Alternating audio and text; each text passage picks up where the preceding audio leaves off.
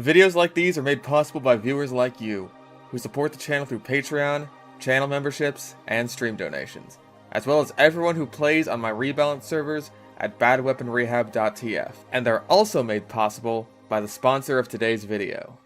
Today's video is sponsored by none other than Raycon earbuds. It's the beginning of the year, and that means everyone's going to the gym for exactly 1 day for their New Year's resolution.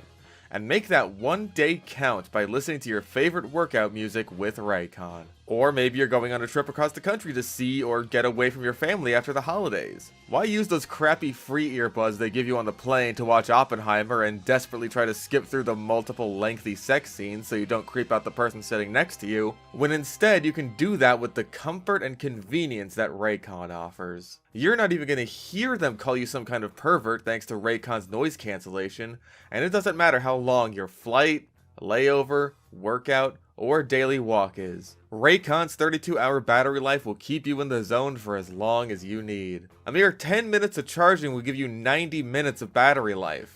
I'm not even sure if that follows through on the laws of physics, but it is extremely convenient. And you can listen to Heavy Weapons Guy Christmas albums, episodes of the Chucklenuts podcast, or anything else you like in rain or shine, as Raycon earbuds are completely weatherproof and sweat resistant. And you can have total control over your listening experience with Raycon's convenient touch control systems. And as the creator of Gobi Glaze, the single greatest war paint in all of TF2, I know a thing or two about customization. And Raycon gives you a plethora of options for the color of your earbuds and casing. I picked out some blue ones to go along with an ocean wave styled case because, the whole fish thing. So don't wait. Check out the link on screen and in the description and pinned comment, and you'll get 15% off of your purchase. And that's off of everything on the entire Raycon site. Every purchase helps to support the channel, so thanks again to Raycon for sponsoring today's video. Now let's get back into it.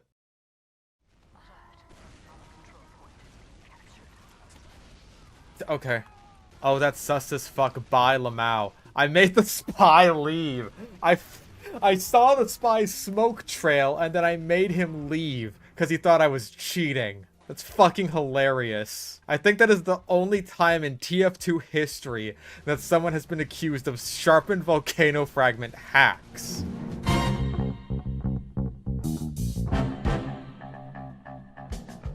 Welcome to Bad Weapon Academy, where we take a look at the worst weapons TF2 has to offer, and I show you how to best utilize them. Yeah, it's another Pyro Melee episode. I'm sorry, but there's a lot of these. As it turns out, when the class you play kinda just has a beam of death that shoots out of their face at a constant rate of fire, there's a lot less reason to use your melee weapon, which does basically the same thing, but at a slower rate and with worse range and DPS unless you get a random crit. And even though I don't think it's the worst Pyro Melee, we'll get to that weapon one of these days, I think the Sharpened Volcano Fragment exemplifies this conundrum that Pyro Melees face the best. Way less DPS than any given flamethrower, all for an upside that's just downright silly when you think about it for any longer than a second. So let's break it down. Incredibly simple stats this time around. The Sharpened Volcano Fragment deals 20% less damage in exchange for igniting the enemy for 7.5 seconds upon a successful hit. Yes, you heard that right. The thing that Pyro can do without even needing to aim from a much longer range, or that he can do without needing to aim from an effectively infinite range, can now also be done with your melee weapon. Pyro players the world over rejoice. The thing is, this is a really obvious problem without an obvious solution. Dealing damage over time with your melee isn't the most useful function in the world, which we'll discuss later, but it can be done well, as is the case with the Boston Basher. But even if it did function like the Basher where it doesn't have a damage penalty at all, it would still be basically worthless by the sheer metric of this function being on Pyro of all classes. Like, I get it, Pyro is the guy who lights shit on fire, but that's just the thing. This is a role taken up by most of his weapons. It feels completely redundant to a degree that almost doesn't warrant dissection, but I'll give it my best shot anyway. First things first, let's talk thresholds. Your melee hits go from 65 damage with the Fire Axe to 52 damage with the Volcano Fragment. That's not horrible by any means, but it only serves to exacerbate the issue of lower DPS for the same afterburn upside. It makes securing kills on light classes with 2 swings more difficult for basically no benefit, especially on classes like Sniper and Scout who can extinguish themselves, or just not get lit on fire at all in the first place because go fuck yourself for playing Pyro, I guess. And very importantly, this can impact your random melee crits. The 52 damage you'll deal with the initial hit, plus the 60 afterburn damage, brings you up to 112 total damage with one hit.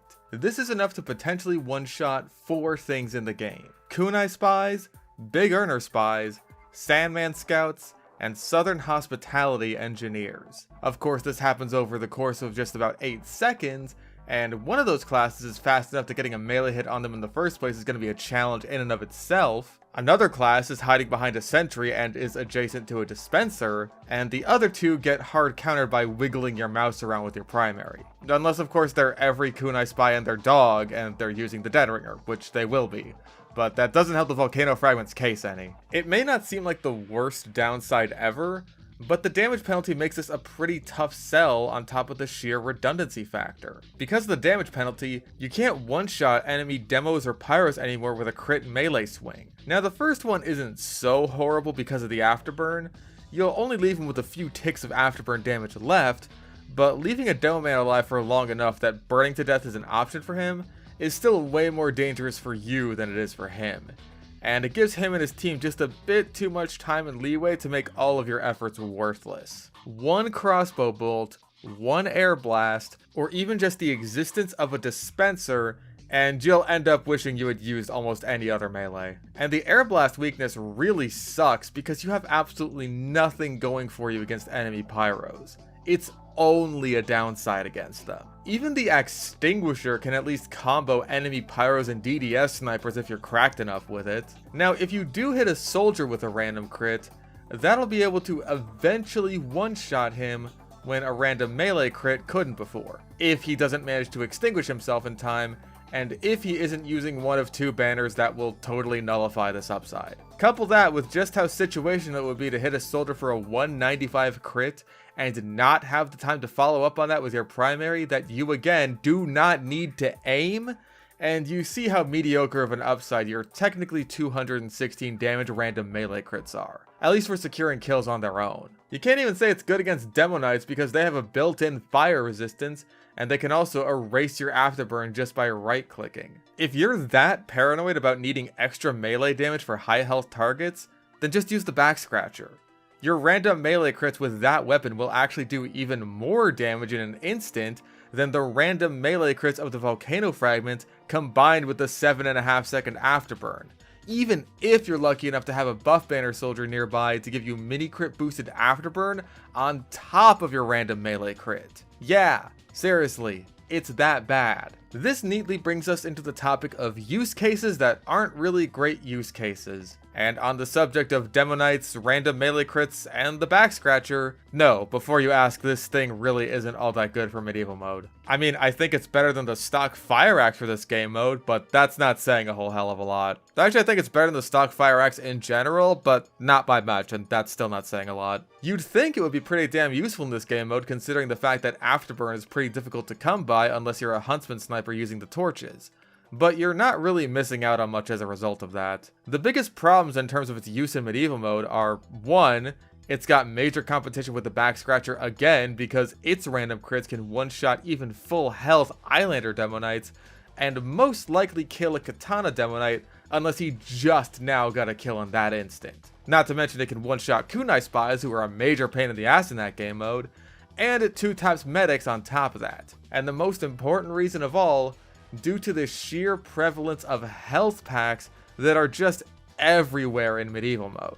Players will always drop a small health pack on death in medieval mode, and this will instantly extinguish any enemy you actually manage to ignite.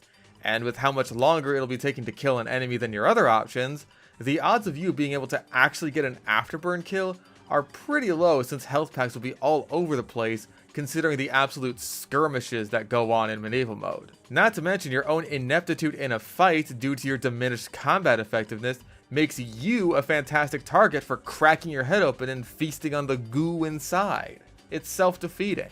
The only way you can make this work to your benefit is if you were highly coordinated with a teammate who's using a weapon like the Sun on a Stick or the Extinguisher. And maybe there's some fun to be had there, but it's far from efficient. And this makes the competition with the back scratcher even worse, because that weapon's other upside will turn those small health packs into over 50 health apiece, making it even more dominant in this game mode. Seriously, the back scratcher is just insane in medieval mode, and if you're running any other pyro melee in it, you're seriously gimping yourself. Really, in just about any situation, except for one where you get only one swing in on an enemy immediately before you die, and they actually manage to burn to death in a time frame longer than about 3.5 seconds, the back scratcher just has the Volcano Fragment totally beat. Damage over time on melee weapons really leaves a lot to be desired compared to burst damage, because it's not like the DOT effects stack the more you hit someone, while higher base damage increases at a flat rate over time the more you hit the enemy. The Boston Basher manages to get away with this because, for one, there's no damage penalty on it like there is with the Volcano Fragment, and for two, there's no scout melee in the game with a straight damage bonus, meaning for pure melee damage output, the Basher is your best bet, assuming you're not an idiot. The Rap Assassin also gets away with this because its utility comes from its ranged application of bleed. If you had the same damage penalty but had to apply the bleed with your melee attack, the Rap Assassin would be just as bad as the Shiv, if not worse. Now, there's something similar going on here with Pyro's secondary weapons. There's a balanced trade-off here. The shotgun provides solid mid to close range burst damage, but falls off in effectiveness at long range, where the DOT applied by the flare guns becomes a much more viable alternative. Not to mention with the crowd control flare guns, you can apply DOT to multiple people at once, or just over and over again with spam, letting you rack up damage basically for free that the close range burst damage of the shotguns wouldn't be able to keep up with. With melee weapons, it's really hard and especially dangerous to do hit and runs, and it's often much more viable to just keep swinging at the guy you just attacked until he's dead, because it's faster, easier, and safer than repositioning mid-fight or trying to escape after you just started a close range engagement. It's the same issue with the Travelman Shiv on Sniper, except arguably worse, because while that weapon at least has a minor use in tracking spies if you have the SMG or Razorback, Pyro has better means of tracking down spies built into him from the ground up, and basically no excuse for the Volcano Fragment to be your best means of tracking them down. I mean, maybe if you're running Dragon's Fury and Jetpack, that kind of limits your spy tracking options, but even then, I'd still say use the back burner so you can just kill the fucker and be done with it quickly, while also getting the health pack benefits that help assist roaming Pyros. Unless he's got his Dead Ringer out in that instant, you can rest easy knowing that any spy you smack with a back scratcher crit is rotting in the fucking ground where he belongs. I'm not even trying to glaze the back scratcher that hard or anything, it's just straight up a better executed version of what the Volcano Fragment is trying to do. On the subject of maximizing afterburn damage with flares, I should also mention that this thing isn't really very good with the Flog either. You'd think it would be. Being a melee weapon that lights people on fire, this should have perfect synergy with the Flog. But the bulk of the damage you'll be dealing with this thing is melee damage, not fire damage. Meaning that big crit swing you deal that instantly kills someone is doing literally nothing for your Flog charge compared to just holding down your mouse button on them. All it does is eat into your potential Flog charge at no gain to yourself whatsoever. I'd say use the back scratcher in this situation too, but the Flog honestly has awful synergy with melee weapons in general outside of the power jack for this exact reason. So it's not like the Volcano Fragment is especially bad here, it's more like it's just not special at all in an area where it arguably should be. Maybe if its damage was split between melee damage and fire damage, the way flares are half bullet, half fire, that would give it a bit of a boost there. But then that just makes this thing worse against Vaccinator Medics and Demo Knights, so what are you gonna do? You're already screwed against Demo Knights if you're pairing this with the Flog in the first place since you have no Air Blast. Speaking of Air Blast, it is also worthwhile to mention the Back Burner. Since the Back Burner consumes your ammo pool so fast if you Air Blast, draining you to nothing after only 4, some people might say that the Volcano Fragment synergizes particularly well with it. The idea being that if you run out of flamethrower ammo, you'll still have a means of lighting people on fire. And again, to that, I would still say just use the back scratcher. It's kind of a fatalist approach to automatically assume that the best you'll be able to do once you run out of ammo is hit the enemy once and then die right afterwards. Because again, that is the only situation where it's better than the back scratcher in direct combat. So at that point, I say you may as well just give yourself the best chance of keeping your streak going. Especially since the biggest situation where you'd have no back burner ammo, and no flare gun of any kind in your secondary slot to light people on fire, since that is your biggest prerogative apparently, is when you're using the jetpack. And at that point you can just zip over to an ammo pack or especially a health kit, which is made much stronger by the back scratcher. So all of that sounds pretty awful, and it is. But where does the Volcano Fragment actually shine? Well, if you've ever played Pyro, you'll probably know he's good for two things. Sustained damage, which we've established the Volcano Fragment sucks at, and combos. Now this is where it gets a bit more interesting, because as small as it is, the Volcano Fragment has a bit of a niche here. Pyro has a few weapons that deal extra damage to burning players, but for the purposes of discussing the Volcano Fragment, the two most relevant ones are the Flare Gun and the Dragon's Fury. The strategy with both of these weapons is to ignite the enemy and then follow up on it with a high burst of damage. But both of these weapons have the same drawback of starting off with pretty low damage, 30 max damage for both weapons. Not only does this make it more difficult to secure kills with these weapons if you don't get that follow-up, but it makes the follow-ups themselves less damaging than something like 2 meat shots from a scattergun, for instance. The Dragon's Fury also has the issue of afterburn. It's much shorter than it is on the other flamethrowers and especially the flare guns, making the window for you to get that follow-up pretty tight. But if you use the Volcano Fragment as your combo initiator, then it actually has a bit of synergy with these weapons, kind of working like a reverse extinguisher. A full damage combo with either of these weapons goes from 120 to 142, enough to ensure a kill on a light class while giving them no chance to survive the attack, and it kills medics much faster without needing to worry about them recovering too much health to bypass your afterburn. Not to mention, there's also the fact that you're switching weapons instead of waiting for a reload, which gives you a small but noticeable increase in your DPS for the combo. And it makes those random melee crits feel a lot punchier when they're immediately followed up on by yet another critical hit, for a monstrous 246 damage combo plus afterburn. Even if it's relying on a random crit to begin with, that is still better than your average extinguisher combo. The biggest issue with this comes from the fact that getting into melee range as Pyro to begin with is pretty difficult without movement tools, and if you're choosing to combo with the flare gun, you're removing all of your movement tool options.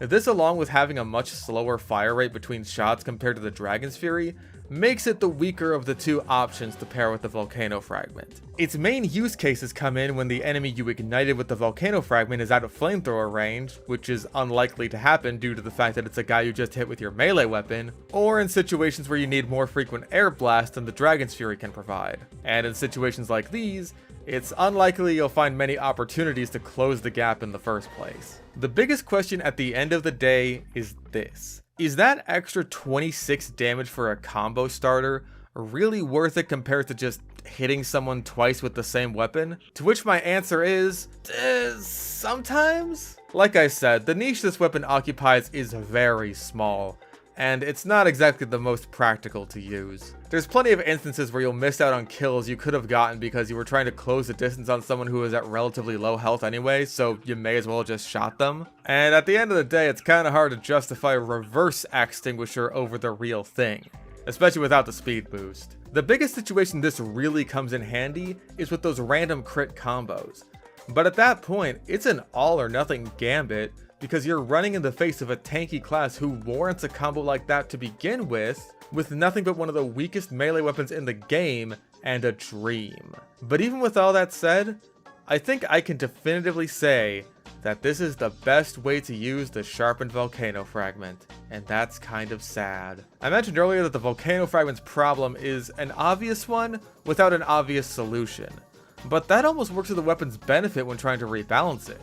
It's so close to the stock fire axe in terms of effectiveness that it's basically a blank canvas that you can do anything you want with, especially something actually deserving of its cool ass design. What we've done with it over on the Rebalance server is really amplify the small strength it currently has as a combo starter, by making it into a real reverse extinguisher, or maybe a pyro version of the Fan of War, however you want to look at it. Hit someone with the Volcano Fragment once, and they'll take 30% more fire damage and also explode on death, spreading the effect to anyone else too close to the blast radius. This gives the weapon more synergy with basically all of Pyro's weapons and makes all those combos a lot stronger. Another idea that I've had that's a lot more out there and leans more to the volcano theme of the weapon is to have a chargeable meter that builds up with fire damage. And once the meter is full, you can right-click with the volcano fragment to place a volcanic landmine on the ground. This would explode when an enemy makes contact with it,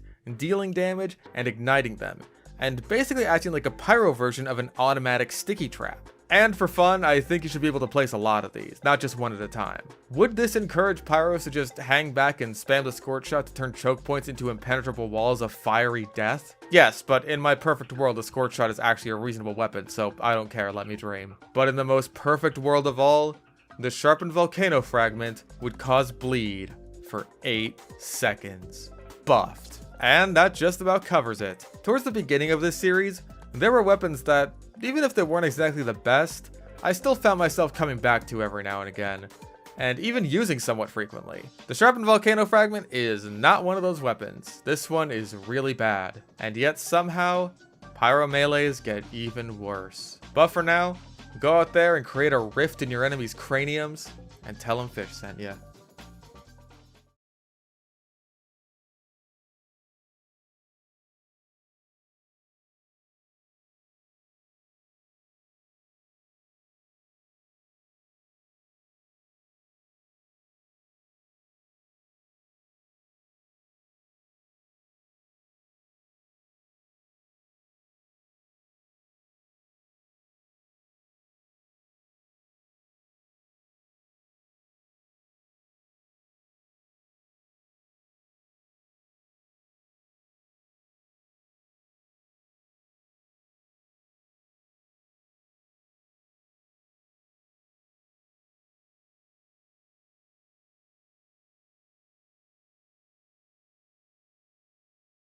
I'm actually, according to my calculations.